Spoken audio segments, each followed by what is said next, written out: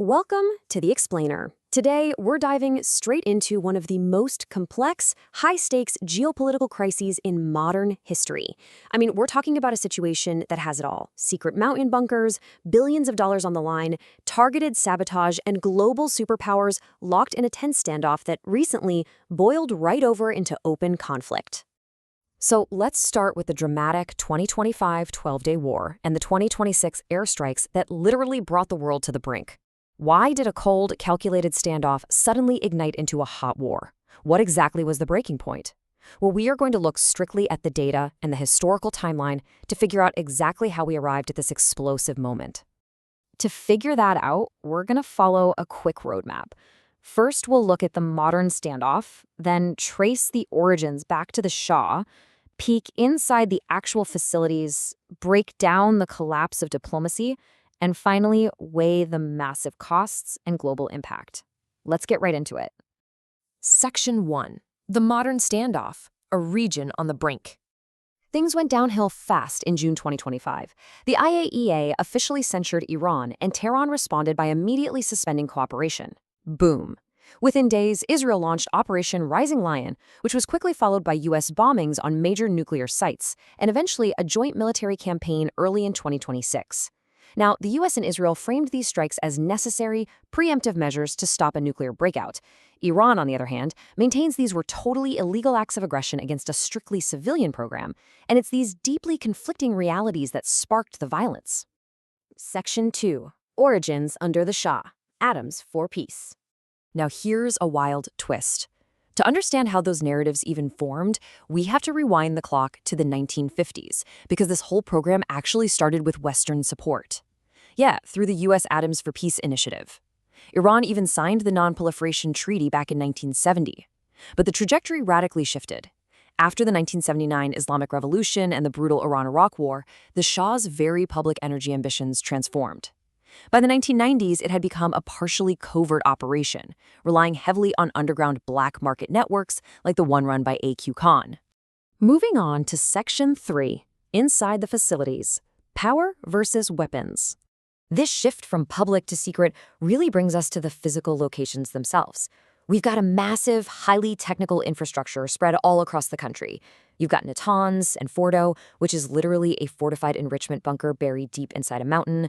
Then there's Bushehr, their only active commercial power station, Iraq's heavy water reactor, and Isfahan's conversion hub.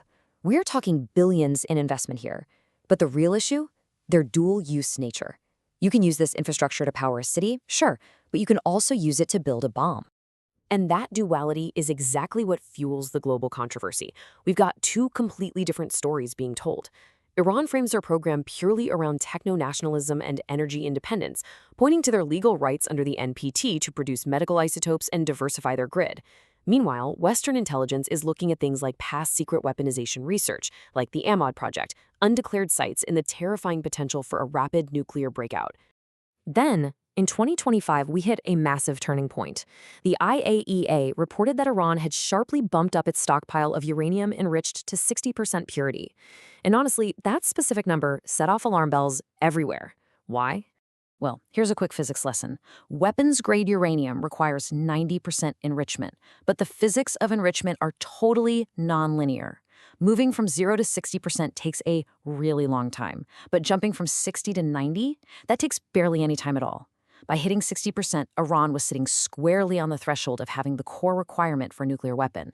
Which brings us to Section 4, Diplomacy and its Collapse, the JCPOA roller coaster. So how did the world try to stop that needle from creeping up to 90%? Through diplomacy. But talk about a domino effect of broken trust. Back in 2015, the JCPOA successfully capped enrichment at just 3.67%. But then, the U.S. unilaterally withdrew in 2018 and slapped heavy sanctions back on. Iran responded by slowly abandoning those limits. Fast forward to late 2025, European nations snapped UN sanctions back into place, and Iran, Russia, and China declared the treaty completely dead. The diplomatic safety net was officially gone. By early 2025, things were totally unraveling. The U.S. demanded rapid negotiations to stop Iran's nuclear advances. Iran's supreme leader flat out rejected them. Then, once the IAEA officially confirmed that 60% stockpile surge, Iran turned around and announced they were activating a brand new, highly secure enrichment site. It was a complete diplomatic dead end, which basically left only military options on the table. Finally, Section 5, Costs and Global Impact, the price of the program.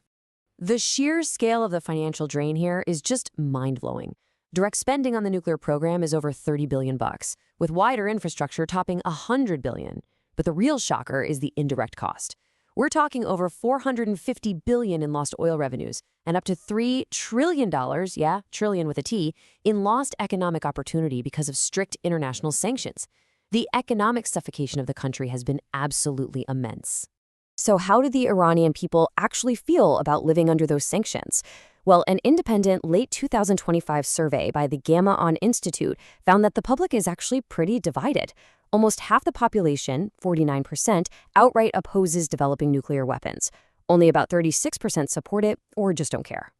And get this, nearly half the respondents said the government should just halt enrichment completely if it means dodging another war. Despite all the government's techno-nationalist framing, a massive chunk of everyday citizens is simply exhausted by the economic cost and the constant looming threat of conflict.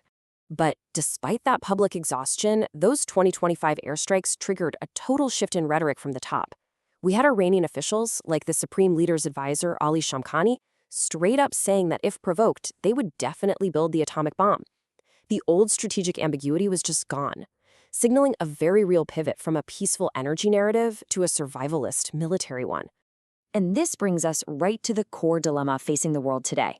Right now, analysts are fiercely arguing over this concept of nuclear latency. Basically, did physically bombing sites like Natanz and Fordow actually delay the program? Or did the West just prove to Iran that they're living in a totally hostile world, effectively pushing them to seek the ultimate deterrent, an active nuclear arsenal? It is the ultimate geopolitical catch-22. I'm going to leave you with this to chew on. As the rest of the Middle East watches this play out, the real cost of this standoff might ultimately be a massive wave of global nuclear proliferation. If one country actually crosses that threshold and builds a fully realized arsenal, won't all their neighbors feel compelled to do the exact same thing just to survive? That is the terrifying question hanging over this entire conflict. Thanks so much for tuning into The Explainer. Keep learning, and I'll catch you next time.